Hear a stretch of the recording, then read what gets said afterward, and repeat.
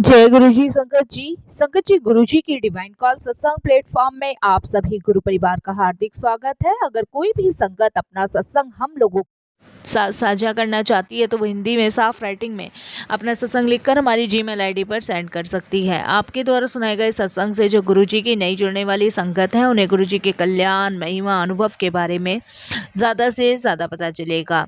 गुरुजी के चरणों में मेरा कोटि कोटि प्रणाम। जय गुरुजी। साथ संगत जी, आज का जो सत्संग हम लोग आपके साथ शेयर करने जा रहे हैं नीतू आंटी का है और हम उन्हीं के शब्दों में आपके साथ ये सत्संग साझा करेंगे जो कि हमें मेल के माध्यम से प्राप्त हुआ है। सत्संग शुरू करने से पहले सभी गुरु परिवार से हाथ जोड़ के विनती है कि सत्संग को अंत तक सुने, ध्यान से सुने और गुरुजी की ब्लेसिंग्स प्राप्त करें। बीच में सत्संग को छोड़ने से संगत जी कोई भी फल प्राप्त नहीं होता। सत्संग को अंत तक ध्यान से सुने ताकि गुरुजी की ब्लेसिंग्स आपको प्रॉपर मिल सके। संगत जी, गुरुजी महाराज हमेशा कहते आए हैं कि सत्संग करने वाले का भी कल्याण, सत्संग सुनने वाले का भी कल्याण, यहाँ डबल डबल ब्लेसिंग्स मिलती है। तो संगत जी फिर सत्संग को बीच में क्यों छोड़े। यहाँ जो सत्संग शेयर करेगा उसका भी कल्याण है और जो सुनेगा उसका भी कल्याण है। और संगत जी, इस कल्याण को पाने के लिए हमें सत्संग को ध्यान से और अंत तक सुनना है। पता नहीं कौन सी दृष्टि से गुरुजी महाराज हम सबको ब्लेस कर दे। इसीलिए संगत जी, हम सभी बड़े भाग्यशाली हैं कि हमें सत्संग मिला है और सत्संग उसी को मिलता है जिस पे गुरुजी की कृपा होती है। संगत जी, अगर सत्संग आपको पसंद आए तो लाइक कीजिए, सब्सक्राइब कीजिए, ज़्यादा से ज़्यादा संगत में शेयर कीजिए, बेल आइकन दबाना बिल्कुल भी ना भूलिएगा। जब भी कोई लेटेस्ट सत्संग आएगा उसका नोटिफिकेशन सबसे पहले आपके पास आएगा। तो संगत जी, चलिए सुनते हैं गुरुजी महाराज का सत्संग। सत्संग शुरू करने से पहले करते हैं गुरुजी महाराज का मंत्र जाप। ओम नमः शिवाय, शिवजी सदा सहाय। ओम नमः शिवाय, गुरुजी सदा सहाय। जय गुरुजी। संगत जी, गुरुजी की कृपा दृष्टि मुझ पे पड़ी। मैं अपने आप को अत्यंत भाग्यशाली समझती हूँ। शुक्राना करती हूँ गुरुजी का कि उन्होंने मुझे सत्संग शेयर करने का मौका दिया। मुझे नहीं पता था सत्संग कैसे शेयर करते हैं और मैं गुरुजी महाराज से इंस्टाग्राम के जरिए जुड़ी थी। संगत जी, मुझे जब मैंने इंस्टाग्राम पे गुरुजी के थोड़े से रील्स वगैरह देखने शुरू किए, थोड़े से सत्संग उसमें आते थे वो देखने शुरू किए, फिर संगत जी मैंने यूट्यूब पे गुरुजी के सत्संग वगैरह सुनने स्टार्ट किए। मुझे बहुत अच्छा लगने लग गया। गुरुजी के शब्द, गुरुबानी और संगत जी गुरुजी का बड़ा मंदिर, ये सब मैंने यूट्यूब पे ही देखा। हालांकि मैं संगत जी उस टाइम में गुरुजी के दरबार नहीं गई थी और गुरुजी ने ऐसा मेरा उस समय से हाथ पकड़ा कि ज़िंदगी, संगत जी, पल करवट जिसे कहते हैं ना, दुखों की साइड की करवट होती है, वो गुरुजी ने ऐसी पलटी कि सारे दुख, परेशानी, गम कब चुटकियों में गायब हो गए कुछ पता ही नहीं चला। संगत जी, गुरुजी से जुड़ने से पहले संगत जी जीवन ऐसा ही लगता था जैसे पता नहीं कौन सी दलदल से निकल के और कौन सी दलदल में घुस रहा है, समझ ही नहीं आता था। बस अपनी किस्मत में हमेशा यही रहता था कि ऐसी किस्मत मेरी क्यों लिखी। संगत जी, 2016 में मेरी शादी हुई थी। शादी के कुछ समय तक बहुत बढ़िया चलता रहा। उसके बाद संगत जी मेरे हस्बैंड जो है अपने असली रंग या असली रूप में आ गए, ये कह सकते हैं। संगत जी, उसके बाद उन्होंने घर में कलेश करनी शुरू कर दी। मेरी कोई बात नहीं सुननी, संगत जी कोई बात नहीं माननी, सारी बात अपने घर वालों की उन्हें माननी होती थी, सुननी होती थी। कुछ सामान मुझे, कोई चीज़ भी मुझे मंगानी होती थी तो संगत जी बहुत ज़्यादा लड़ाई झगड़े करके वो लाते थे। मेरे पास संगत जी एक बेटा था, उसकी दवाई के लिए, उसकी स्कूल की फ़ीस के लिए भी वो पैसे इस तरीके से देते थे जैसे कि मतलब कोई भी आपके सामने माँग रहा है। और संगत जी, कम से कम 3 महीने की फ़ीस पेंडिंग पड़ी है, 1 महीने की जमा करवा दी। कितनी बार तो स्कूल से नोटिस भी आता था कि अगर फ़ीस टाइम से जमा नहीं करोगे तो नाम काट देंगे। संगत जी, सारी चीज़ की टेंशन इतनी ज़्यादा बनी हुई थी कि समझ ही नहीं आ रहा था क्या करूँ, क्या नहीं करूँ। इसी परेशानी के चलते संगत जी मैं बहुत डिप्रेशन में, टेंशन में चली गई कि पता नहीं मेरे साथ ही ऐसा क्यों हो रहा है। सभी ने साथ छोड़ दिया। मायके वाले से कहो तो माँ का कहना ये होता था कि बेटा लड़की को तो ये सब सहना ही पड़ता है। पिताजी को कोई मतलब नहीं था। भाई भाभी अपनी ही लाइफ में खुश थे। सास ससुर थे, वो मेरी एक सुनते नहीं थे। देवर देवरानी थे, वो अपनी लाइफ में खुश थे। लेकिन संगत जी मेरे अंकल जो थे वो मेरी एक भी नहीं सुनते थे, और मैं अगर किसी के लिए गलती से कुछ कह भी दूं तो वो सारी बात मेरे सास ससुर को बता देनी, तो फिर और घर में लड़ाई होनी, फिर और घर में कलेश होनी। समझ नहीं आ रहा था, ऐसे तो जिंदगी चलने वाली थी नहीं। क्योंकि इस तरीके से संगत जी, एक तरीके से ये मान के चलिए कि मैं तो घर की एक काम करने वाली ही मान लीजिए, कि काम करा, बच्चे की फीस के लिए पैसे है, 2 वक़्त की रोटी है, इतना ही बस मेरी लाइफ में चल रहा था। आखिरकार मैं थक गई थी।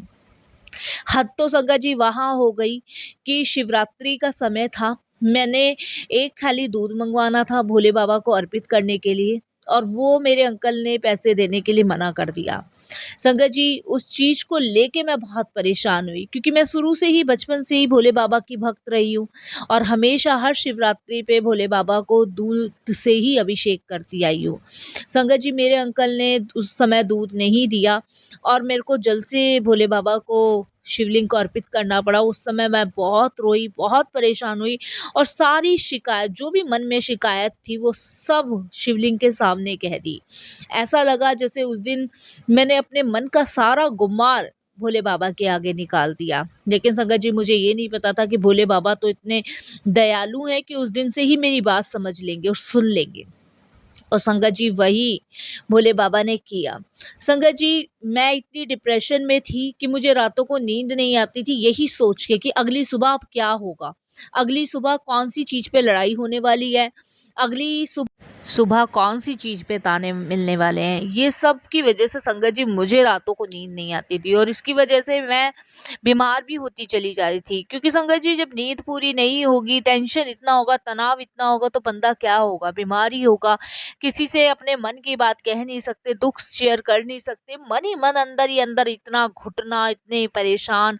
कभी कभी तो ऐसा लगता था आत्महत्या कर लूं, खत्म कर दूं इस जिंदगी को। लेकिन अपने बच्चे का मुंह देख के रुक जाती थी कि मेरे जाने के बाद इसे कौन संभालेगा, मेरे होते हुए, जीते हुए तो कोई से पूछ नहीं रहा, मेरे मरने के बाद तो कोई से वैसे भी नहीं पूछेगा। इस वजह से कहीं न कहीं संगत जी कदम रुक जाते थे, और नहीं तो बस मन में ठान लिया था कि नहीं, बस अब और नहीं जीना। कभी-कभी तो संगत जी मन इतना दुखी, इतना परेशान होता था कि बच्चे को लेके ही आत्महत्या कर लूँ। फिर रुक जाती थी कि इसमें इसकी क्या गलती है? सारी कसूर और सारा तो मेरी किस्मत का ही है, इसमें इस बच्चे के क्या दोष है? उसके बाद संगत जी समय बीतता रहा, मैं और ज़्यादा टेंशन, डिप्रेशन में रहने लगी। संगत जी फिर उसके बाद मैंने नींद की दवाइयाँ लेना शुरू कर दिया। नींद की दवाइयाँ संगत जी मैं पहले हल्की मात्रा में लेती थी, फिर मैंने थोड़ी तेज़ मात्रा में लिया, और फिर संगत जी और तेज़ मात्रा में मैंने दवाइयाँ लेनी शुरू कर दी, जिससे मुझे नींद आ जाए। संगत जी लेकिन मुझे ये नहीं पता था कि वो नींद की गोलियाँ ही मेरे लिए इतना बड़ा तूफ़ान लेकर आएँगी। संगत जी एक दिन मेरे बच्चे ने वो नींद की गोलियाँ, मैं काम में बिज़ी थी, और मेरे बच्चे ने वो नींद की गोलियों की जो डिब्बी थी वो मैंने बेड के ऊपर ही रखी थी, और बेटा मेरा खेल रहा था। ज़्यादा बड़ा नहीं है मेरा बेटा संगत जी, अब तो ख़ैर 8-9 साल का है। और संगत जी उस समय मेरे बेटे ने वो नींद की दवाइयाँ जो थी वो सारी की सारी मुँह में लेके खा ली। और संगत जी वो नींद की गोलियाँ तो ऐसी होती है कि मुँह में डालो यूँ ही घुल जाती है। और संगत जी इस चीज़ का मुझे पता नहीं था, मैं अपने काम में मस्त थी, काम करती चली जा रही थी। मुझे पता नहीं था। और संगत जी बाकी घर में सास-ससुर थे, वो अपने रूम में थे। मुझे ये नहीं पता था, मुझे लगा शायद मैं टीवी चला के आई हूँ, टीवी देख रहा होगा। संगत जी जैसे ही मैं अपना बाहर बरामदे का काम ख़त्म करके अंदर आई, और देखती क्या हूँ कि मेरा बच्चा बिल्कुल बेहोश पड़ा है। संगत जी बच्चे को देख के मेरी आवाज़ एकदम, ये समझ लीजिए एकदम से मतलब चीख निकली, और इतने में सास-ससुर भाग के आते हैं, और संगत जी वो ससुर जो हैं वो दवाई की शीशी देखते हैं और बहुत गुस्सा करते हैं, और मेरे हस्बैंड को फ़ोन करते हैं। मेरे हस्बैंड ऑफिस से घर आते हैं, और संगत जी उसके बाद वो मेरे पे इतनी बुरी तरीके से चिल्लाते हैं कि सब तुम्हारी गलती है, नींद की गोली तुम्हें खानी ज़रूरी थी, बच्चे को कुछ हो गया तो तुम अपना हाल सोच लेना, तुम भी इस घर में रहोगी नहीं, तुम्हें भी निकाल देंगे। मैं बहुत परेशान थी, बहुत संगत जी, इतनी परेशान थी मैं आपको बता नहीं सकती। उसके बाद संगत जी बच्चे को हॉस्पिटल लेके गए, सही टाइम पे पहुँच गए। शुक्राना करती हूँ मैं गुरुजी महाराज का कि उस पल उन्होंने हमारा साथ दिया, और शायद वही सही समय था जब गुरुजी ने अपने आप से जोड़ा हमें। संगत जी हॉस्पिटल में उसको 1 दिन रखा गया और खतरे से बाहर डॉक्टर ने बताया। उसके बाद उसको घर लेकर आए और घर आने के बाद संगत जी फिर जो मेरी क्लास लगी, फिर से वही लड़ाई झगड़ा और संगत जी फिर बच्चे को भी मेरे से अलग कर दिया गया, उसको भी मेरे को छूने नहीं दिया गया और पूरे घर ने मिलके मुझे पागल घोषित कर दिया कि ये पागल है, इसे अपने बच्चे का होश नहीं है। और जो भी काम के लिए मुझे कहा जाता तो पागल कह के ही मुझे आवाज़ दी जाती। संगत जी इससे मैं और टूट चुकी थी और परेशान हो चुकी थी। जो मेरा बच्चा था वो भी मेरे से छीन लिया गया। मुझे उससे बात नहीं करने दी जाती, उसके पास नहीं जाने दिया जाता। जब भी मैं उसके लिए कुछ खाने को बनाती तो पहले ससुर या सास चेक करती, हस्बैंड चेक करते, तब उसको खाने को दिया जाता। संगत जी, मुझे ऐसा लग रहा था कि अब तो मैं माँ भी नहीं रही। सारे धीरे-धीरे सारे हक वो लोग मुझसे छीनते चले गए। मैं थक चुकी थी। मैं इतनी बुरी तरीके से थक चुकी थी संगत जी कि मैं आपको बता नहीं सकती। उसके बाद संगत जी गुरुजी के से मैं जुड़ी और जब गुरुजी से मैं जब इंस्टाग्राम के माध्यम से जुड़ी तो संगत जी मैंने उनके सबसे पहले शब्द सुना और संगत जी शब्द से सिमरे जिन्हें आप सिमराएँ। वो शब्द मुझे बहुत अच्छा लगा क्योंकि काम खत्म करने के बाद दिन में अकेली पड़ी रहती थी, बच्चे को आने नहीं देते थे। जब मैंने वो शब्द सुना तब संगत जी मुझे बहुत रोना आया, इतना रोना आया कि मैं आपको बता नहीं सकती कि जितना भी मन में दुख, परेशानी, गम था वो सब आंसू के साथ बह गया। उसके बाद संगत जी फिर मुझे गुरुजी के सत्संग आने लगे, मैं सत्संग सुनने लगी, मुझे सत्संग बहुत अच्छे लगने लगे और संगत जी मैं रोज़ के एक सत्संग सुनती थी, गुरुजी महाराज का डेली का सत्संग सुनती थी और जिस दिन गलती से भूल से मेरे से वो सत्संग रह भी जाता था, उस समय गुरुजी महाराज संगत जी मुझे याद दिलवाते थे। फिर संगत जी गुरुजी महाराज का एक दिन मुझे मैसेज आता है कि तू चिंता मत कर, मैं सब ठीक कर दूँगा, तू फ़िक्र मत कर, आने वाले कुछ महीने में सब ठीक हो जाएगा, तू फ़िक्र मत कर, तू मंत्र जाप कर। संगत जी मंत्र जाप का मुझे पता नहीं था। मैंने सर्च किया और संगत जी मंत्र जाप का मुझे पता चला। फिर मैंने गुरुजी का ओम नमः शिवाय, शिवजी सदा सहाय, ओम नमः शिवाय, गुरुजी सदा सहाय का मंत्र जाप करना शुरू कर दिया। पहले संगत जी मैं मुख से मंत्र जाप करती थी, उस पे भी घर वालों को ऑब्जेक्शन हुआ कि क्या घर में जादू टोना सा लगा रखा है, क्या ये मंत्र जाप सा लगा रखा है, कौन सी काली विद्या करने के लिए अब विचार कर रही है, किसको लेके खाएगी, इस तरीके से संगत जी मुझे बोला जाता था। फिर संगत जी मैंने मन ही मन गुरुजी का मंत्र जाप करना शुरू कर दिया और मन ही मन गुरुजी से ये बातें करती थी कि गुरुजी आपको तो पता है कि कैसा व्यवहार और कैसा मेरे साथ ये सब कुछ हो रहा है गुरुजी महाराज, इसलिए मैं आपका मंत्र जाप जो है ना मन में ही करूँगी। अभी तक संगत जी मुझे ये नहीं पता था ये गुरुजी हैं कौन, कहाँ पे इनका मंदिर है, मुझे इतना कुछ नहीं पता था। बस ये पता था ये सिर्फ गुरुजी हैं, इनके सत्संग है, इस सत्संग को सुन के मुझे बहुत शांति मिलती है, बहुत सुकून मिलता है, बहुत आनंद मिलता है और मुझे लगता है कि कोई मेरा अपना है। बस मुझे सिर्फ इतना पता था संगत जी, इससे ज़्यादा मुझे और कुछ भी नहीं पता था। और संगत जी बस जो गुरुजी के मैसेज आते थे वो मेरी ही लाइफ से मैच करते हुए आते थे, तो उन मैसेज को पढ़ के मैं एकदम भाव विभोर हो जाती थी। संगत जी गुरुजी के साथ करीबन ऐसे ही मेरा 1.5 साल का रिश्ता चला और संगत जी 1.5 साल मेरे घर में वही लड़ाई झगड़े कलेश होती चली गई। क्योंकि संगत जी वो कहते हैं ना गुरुजी आपकी परीक्षा भी लेते हैं और इस 1.5 साल में गुरुजी ने मेरी बहुत परीक्षा ली। बहुत लड़ाई झगड़े होते थे, बहुत कलेश होती थी, ताकि गुरुजी ये देखना चाहते थे कि मैं अपने मार्ग से भटकती हूँ या नहीं भटकती। संगत जी चाहे कितनी भी लड़ाई हुई हो, कितने भी झगड़े हुए हो, मैंने गुरुजी का सत्संग सुनना नहीं छोड़ा, गुरुजी को याद करना नहीं छोड़ा। जबकि गुरुजी के बारे में मुझे कुछ नहीं पता था, सिर्फ ये पता था ये गुरुजी हैं, ये इनका मंत्र जाप है, ये इनके सत्संग है जिससे मुझे बहुत शांति सुकून मिलता है। संगत जी ऐसे गुरुजी ने अपने से कनेक्शन मेरा जोड़ा और संगत जी पूरे 1.5 साल जो लड़ाई से लड़ाई डबल तिबल लड़ाई कहते हैं ना वो भी होती थी। दिन में 3-3 4-4 बार होना, फ़ोनों पे सुनाना, सास का बोलना, ससुर का बोलना, बेटे ने भी बात करनी छोड़ दी थी, वो आता भी नहीं था मेरे पास। ये समझ लीजिए संगत जी क्या दशा मेरी रही होगी उस समय, और मैं तो आज भी सोचती हूँ तो बहुत काँप जाती हूँ। उसके बाद संगत जी 1.5 साल बीतने के बाद एक दिन ऐसा आया कि संगत जी मैं रात को सोने से पहले यही सोची थी कि गुरुजी मन ही मन बात कर रही थी कि गुरुजी कल किस चीज़ पे झगड़ा होने वाला है, कल किस बात के लिए मुझे ताने मारे जाएंगे, किस बात के लिए कोसा जाएगा। बस मैं मन ही मन बात कर रही थी और संगत जी आप बिलीव नहीं करोगे, अगली दिन जब मैं सुबह उठी, संगत जी बिल्कुल शांत वातावरण, बिल्कुल शांत वातावरण। मैं जब अगली सुबह उठी तो किसी ने मुझसे कुछ नहीं कहा और मैंने आराम से उस दिन अपना सारा काम निपटाया। किसी ने मुझे पागल नहीं कहा, किसी ने मुझे कुछ उल्टा नहीं बोला, किसी ने मुझे कोई ताने नहीं मारे। मैंने सुबह उठ के अपना सारा दिनचर्या, जो दिन का मेरा काम होता है वो किया। किसी ने मुझे उफ तक नहीं किया। ये मेरे लिए बहुत अचंभे की बात थी। इतनी शांति कैसे मेरे जीवन में आ गई? मैं बहुत सोच रही थी कि ये हुआ तो हुआ क्या? फिर संगत जी मुझे लगा शायद ये मेरा वहम है। हो सकता है इसका परिणाम मुझे अगले दिन और भी ज़्यादा भयंकर भोगना पड़े। हो सकता है अभी ये सब मुझे कुछ नहीं कह रहे, कल गुस्से में और ज़्यादा कहें। बहुत सारी मन में बातें आ रही थी, बहुत सारे दिमाग में उलझने थी कि ये आखिर ऐसा हुआ क्या जो कोई मुझे कुछ कह ही नहीं रहा। मेरे हस्बैंड भी सीधे ऑफिस चले गए, बेटा भी मेरा स्कूल चला गया और मदर इन लॉ जो ससुर इन लॉ थे उन्होंने अपना नाश्ता किया और उन्होंने भी मुझे कुछ नहीं कहा। मेरी समझ से बाहर था।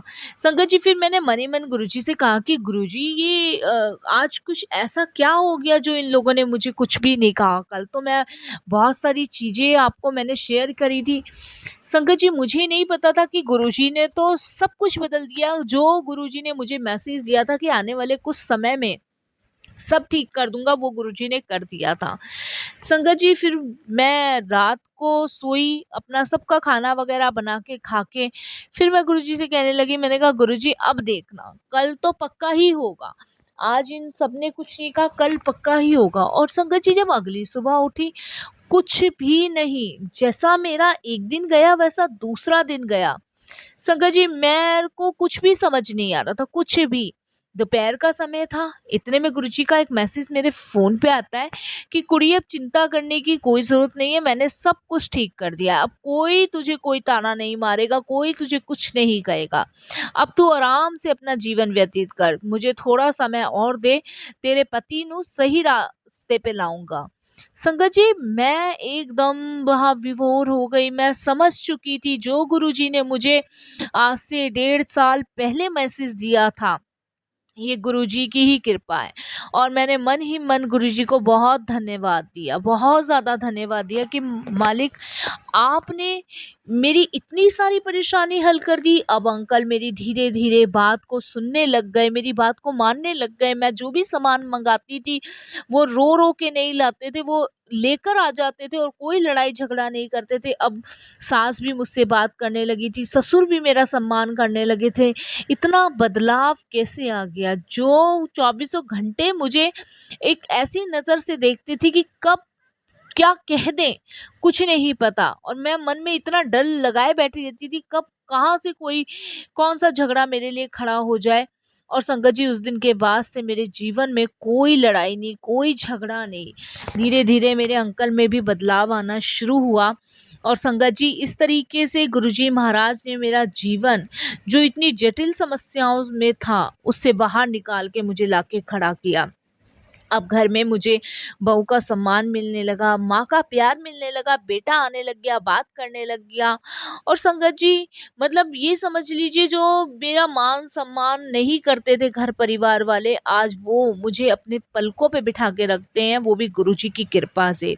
संगत जी फिर मैंने गुरुजी की कृपा से गुरुजी से ही कहा कि गुरुजी मुझे आपके बड़े मंदिर धाम में आना है और आपके डुगरी धाम पे भी जाना है। जब तक आपका बुलावा नहीं होगा, जब तक आप मुझे नहीं बुलाओगे मेरे मायके, तब तक मैं कैसे आऊँगी?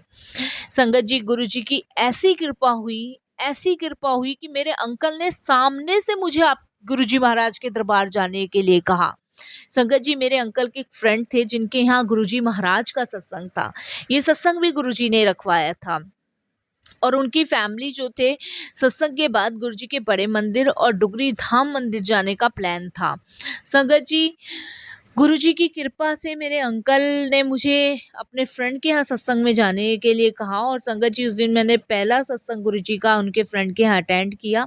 उसके बाद संगत जी वहाँ पे डिस्कस चला कि हम लोग बड़े मंदिर जा रहे हैं गुरुजी का आशीर्वाद लेने, अगर आप लोगों को भी चलना है तो चल लो, हमारी गाड़ी में 3 जनों की सीट बाकी है, आप देख लो। संगत जी वो और उनकी वाइफ थी और 3 सीट और खाली थी, तो मैं, मेरे अंकल और मेरा बेटा उनकी गाड़ी में गए थे और संगत जी गुरुजी के पावन दिव्य दर्शन करके आए। संगत जी मेरे को मन ही मन बड़े मंदिर में बहुत हँसी आ रही थी, बहुत हँसी आ रही थी, इसलिए कि गुरुजी तो मेरे से कब से कनेक्ट हुए पड़े हैं और ये लोग सोच रहे हैं कि मैं आज फर्स्ट टाइम गुरुजी के दरबार आई हूँ। गुरुजी से तो मेरा जन्म जन्मांतरों का रिश्ता है। संगत जी गुरुजी सब समझ रहे थे कि मैं क्या मन ही मन उनसे बातें कर रही हूँ और गुरुजी ने मुझे वहाँ बहुत अच्छी ब्लेसिंग्स दी।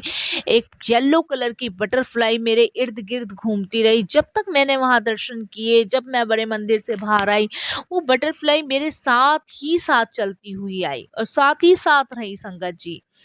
संगत जी उसके बाद मेरे अंकल मुझे कहते हैं कि ये गुरुजी बहुत डिवाइन पावर है, बहुत अच्छी सोल है, बहुत सारी चीज़ें समझाते हैं। तो मैं अपने अंकल को मन ही मन में ये कहती हूँ कि आप मुझे क्या बता रहे हैं, मैं तो इनके बारे में पहले से ही जानती हूँ। जो भोले बाबा को ना पहचाना वो क्या पहचाना, और मैं तो भोले बाबा की परम भक्त हूँ जो कि बचपन से ही मानती आई हूँ। उसके बाद संगत जी गुरुजी महाराज ने मुझे अपने डुगरी धाम के दर्शन कराए। डुगरी धाम मंदिर जाके मैं धन्य हो गई, बिल्कुल धन्य हो गई। और उस समय तो संगत जी मेरे ऐसे आंसू निकले, मैं इतना फूट फूट के रोई कि मैं आपको बता नहीं सकती। मेरे अंकल कहते हैं कि इतना रो क्यों रही हो, और उनके फ्रेंड्स भी पूछते हैं। तब मैं उनको कहती हूँ कि मैं परमात्मा के दर आ गई, कब से इच्छा थी मेरी। तो मेरे अंकल कहते कब से इच्छा थी, यहाँ तो तुम फर्स्ट टाइम आई हो।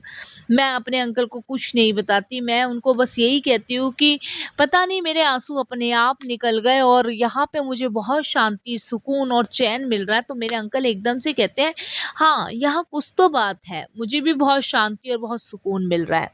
संगत जी डुगरी धाम से हमें गुरुजी महाराज का स्वरूप मिला, मेरे अंकल को लॉकेट स्वरूप मिला, मेरे बेटे को वहाँ से कड़ा प्रसाद का भोग मिला।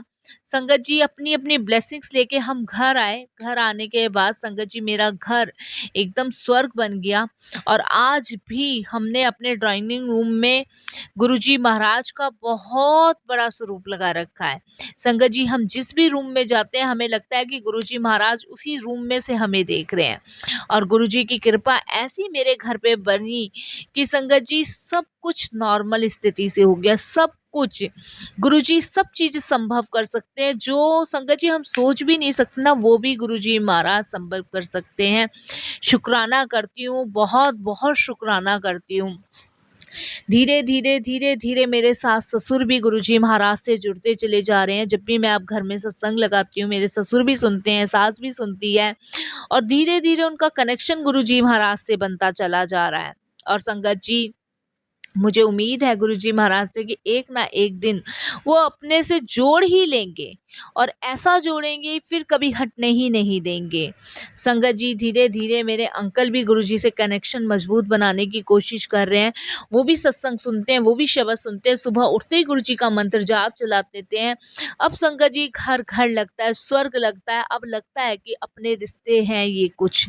संगत जी मैं गुरुजी से बस यही अरदास करती हूँ कि थोड़ी सी सरबुद्धि, थोड़ा सा दिमाग मेरे मायके वालों को भी देना, उनको भी ये चीज़ समझ आए कि बेटी बहुत अनमोल होती है।